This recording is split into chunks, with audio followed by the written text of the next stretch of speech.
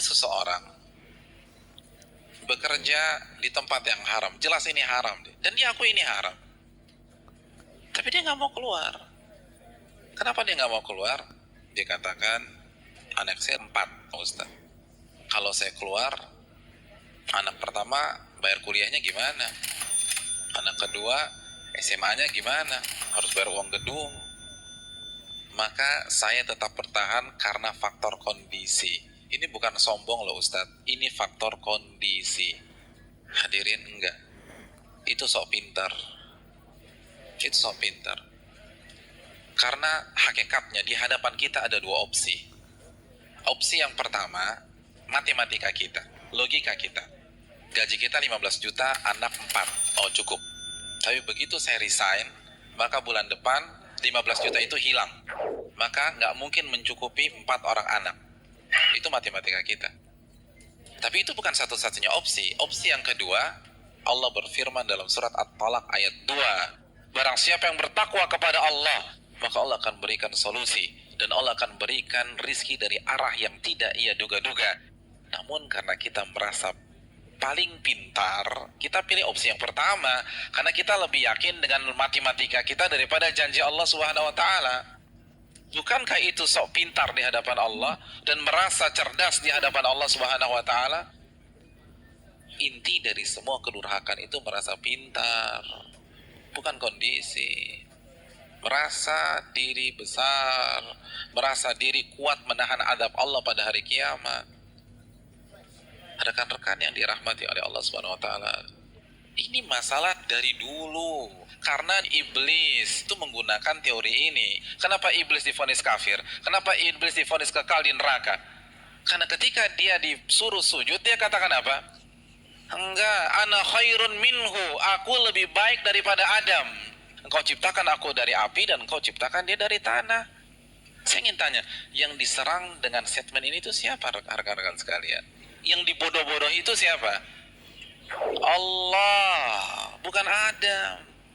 Apa maksudnya? Ulama mengatakan maksudnya, ya Allah, engkau perintahkan aku sujud kepada Adam, sedangkan dia dari tanah dan aku dari api. Ini perintah yang tidak masuk akal, gitulah. Ini perintah yang bodoh. Kalau bahasa Arab, ini nggak worth it banget nih Allah, gitu loh.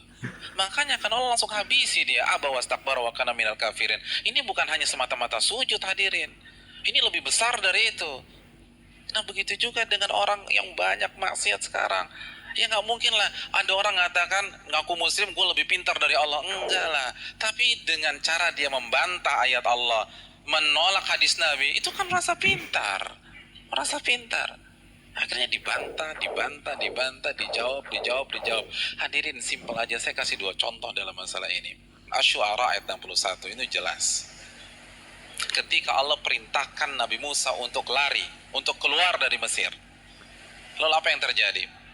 Dan ketika kedua kelompok itu sudah saling melihat, Fir'aun sudah melihat Nabi Musa di hadapannya, dan Musa kalau menoleh sudah melihat Fir'aun. Innal mudrakun. Maka sebagian pengikut Nabi Musa itu mengatakan, kita akan tertangkap. Kita akan tertangkap. Kenapa? Depan laut merah, belakang Fir'aun. Logika main, ketangkap. Matematika main, ketangkap. Lalu apa kata Nabi Musa? Qala kalla, bukan begitu. Inna ma'iya rabbi sayahdin. Sesungguhnya Allah bersamaku dan Allah akan berikan petunjuk. Maka setelah Nabi Musa berbicara demikian, baru Allah wahyukan anidrib bi'asakal bahra fanfalaqa. Pukulkanlah tongkatmu ke permukaan laut, maka laut pun akan terbelah. Ada 2 sikap yang kontradiksi. Yang satu begitu melihat kondisi real di lapangan, langsung menggunakan akalnya. Kita ketangkep nih. Tapi Nabi Musa enggak. Beliau merasa bodoh di hadapan Allah. Maka beliau tidak menggunakan pemikirannya, tidak menggunakan logikanya, tidak menggunakan matematikanya. Nabi Musa lebih percaya dengan janji Allah, in tansurullah yansurkum. Jika kalian menolong agama Allah, Allah akan tolong kalian. Orang nggak akan bisa seperti ini kalau dia nggak merasa bodoh di hadapan Allah. Hadirin, saya ingin bertanya, Pengikut Nabi Musa itu siapa sih? Bani Israel. Bani Israel itu bodoh atau pintar? Pintar. Dan Nabi Musa adalah anak bangsa Bani Israel yang tercerdas pada saat itu. Yang satu merasa bodoh, yang satu merasa pintar. Dan yang benar adalah yang merasa bodoh di hadapan Allah. Ternyata seluruh analisa, prediksi yang diucapkan oleh seluruh orang-orang yang mengatakan kita akan ketangkap salah semua. Bukankah itu pelajaran bagi kita? Bukan berarti kita nggak boleh menggunakan akal sehat, enggak. Tapi kalau sudah berhadapan dengan perintah yang jelas, larangan yang jelas, merasa bodohlah di hadapan Allah. Jangan kritik, nggak mungkin Ustaz. Ini nggak make sense nih Ustaz. Ini nggak dapat hitung-hitungannya. Tuh Anda baru lagi merasa pintar. Emangnya Allah nggak bisa mengkayakan Anda dari jalan-jalan yang Anda nggak duga? Contoh yang terakhir, jelas-jelas surat As-Saffat ayat 102. Perintah jelas, Allah perintahkan Nabi Ibrahim untuk menyembelih putranya. Lalu Nabi Ibrahim lakukan hal tersebut. Kita sudah bahas. Hadirin yang dirahmati oleh Allah Subhanahu wa taala. Nabi Ibrahim kenapa tetap menyembelih putranya? Karena merasa diri bodoh di hadapan Allah. Karena kalau pakai matematika dan logika, itu jelas sudah nggak boleh disembelih. Wong orang terbaik kok. Beliau akan komplain kalau beliau merasa pintar saja. Beliau akan komplain kenapa anak saya disembelih. Saya kan manusia terbaik di sini. Harusnya kan anak saya sekolah di sekolah internasional, ya Allah, kenapa justru disembelih? Kan begitu logikanya. Tapi tidak. Beliau merasa diri bodoh sehingga lebih percaya terhadap perintah Allah daripada logikanya sendiri. Ada yang berani meragukan kecerdasan Ibrahim? Saya ingin tanya, etnis dan ras tercerdas di dunia itu siapa?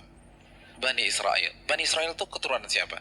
Nabi Ibrahim dari Ishak. Jadi ini bapaknya kecerdasan. Tapi ketika berhadapan dengan perintah yang tegas, larangan yang tegas, udah sami'na wa ta'na. Lalu kita nggak cerdas-cerdas begini, berani debat Allah, berani mengatakan ini nggak benar, ini keliru, hitungan saya nggak dapat. Kalau begitu kita makan apa? Allahu Akbar.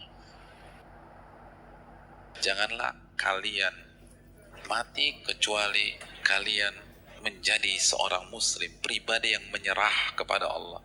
Kita yang mengkrit hari terakhir hidup kita. Dari sekarang, hadirin sekalian, dari sekarang menyerahlah kepada Allah.